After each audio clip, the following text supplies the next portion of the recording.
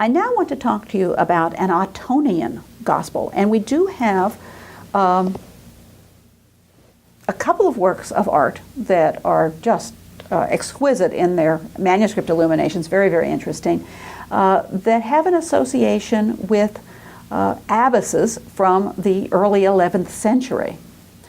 This one is the Hitda Gospels, and the name comes from the abbess, and we see here the dedication page, where you see the abbess Hitda offering her text, her codex, and that would be the book that we're looking at the page from, her Gospels, to Saint Walburga. And behind her we see a representation of the abbey, the convent, in which is Saint Walburga. So this is the patron saint for the nuns in the convent. This convent was in the area that today would be Cologne in Germany, the Rhineland. And the period that we talk about is the Ottonian period. The Middle Ages are, of course, divided into other periods. The Ottonian period is basically late 10th, or it's maybe middle 10th, but it's from the 10th century into about the first quarter of the 11th century. So this is the late Ottonian period. It's called the Ottonian period because the emperors were Otto I, Otto II, and Otto III. And then when Otto III died, a cousin whose name was Heinrich, Henry of Bavaria, becomes Henry II, Second Holy Roman Emperor. And that would be his reign, although I don't know that he would have anything at all to do with this gospel, but that's just the time frame. These are two more reproductions of manuscript pages from the Hitda Gospels. One shows Christ sleeping in the ship while the storm on the Sea of Galilee is going on, and the apostles are very, very frightened, and we want to take a close look at that. And then you can see a nativity. Now, in both of the nativity and the image you saw before, have really wonderful architectural structures in the backgrounds with lots of details and patterns, and the repetition of these round arches. This was a period of a great deal of building, actually, including, I'm sure, her abbey. So we see this perhaps representing the town of Bethlehem in the background of the nativity. We see Mary, it looks like she's asleep, lying on a pallet. That kind of image we find in Byzantine art, as well as Joseph sort of snoozing or thinking with this kind of contemplative pose where he rests his head on his hand and his elbow on his knee. The Christ child is shown in a manger, and the ox and the ass are watching on. There's a lovely story that the ox and the ass warmed the Christ child with his breath, There's a wonderful story that the ox and the ass warmed the Christ child with their breath. And you can see in this the love, once again, of pattern. You see it even in Mary's garment, where she's wrapped up almost like in a cocoon. And one of the characteristics that you see in both of these pictures is the way they've shown these long hanging sleeves. Mary's sleeve hangs down, almost kind of triangle. And as you look at Christ sleeping in the ship on the Sea of Galilee, the same thing. His sleeve is hanging down. Now, I should warn you about reproductions. We often take these pictures from different textbooks, or sometimes we purchase them. In this case, they were taken from two different books. And this is the same image. Obviously, the color is totally different.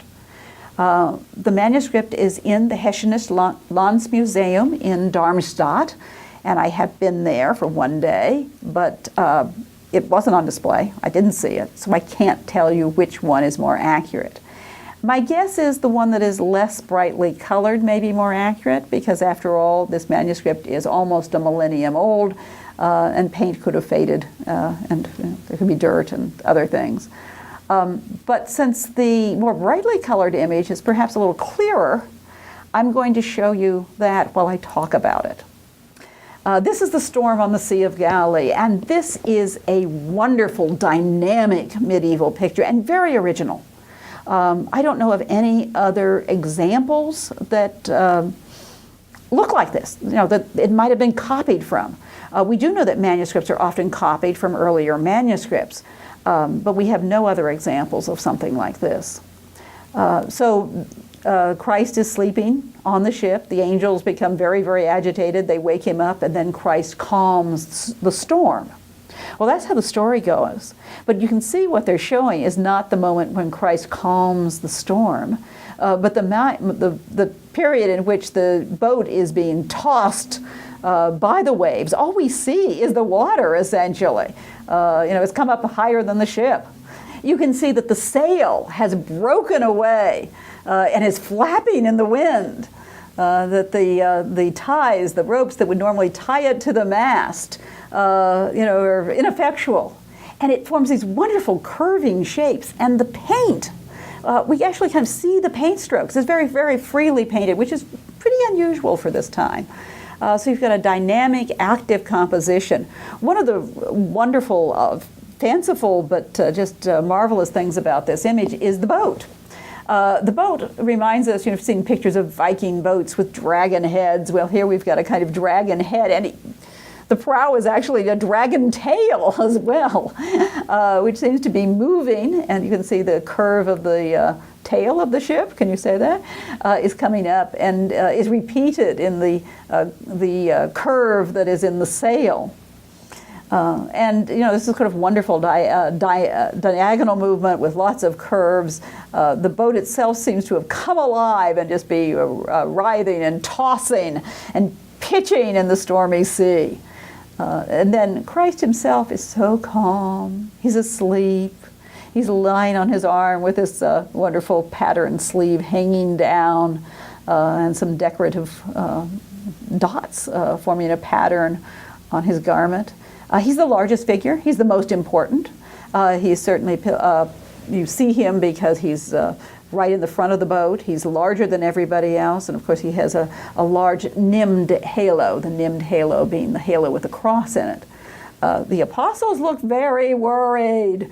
You can see, although they would be very, very small little faces, you can see these sort of exaggerated brows that really give you the sense of emotion. And of course, every one of them has a gold disc halo to show that they are saints, even if right now they're a bit worried.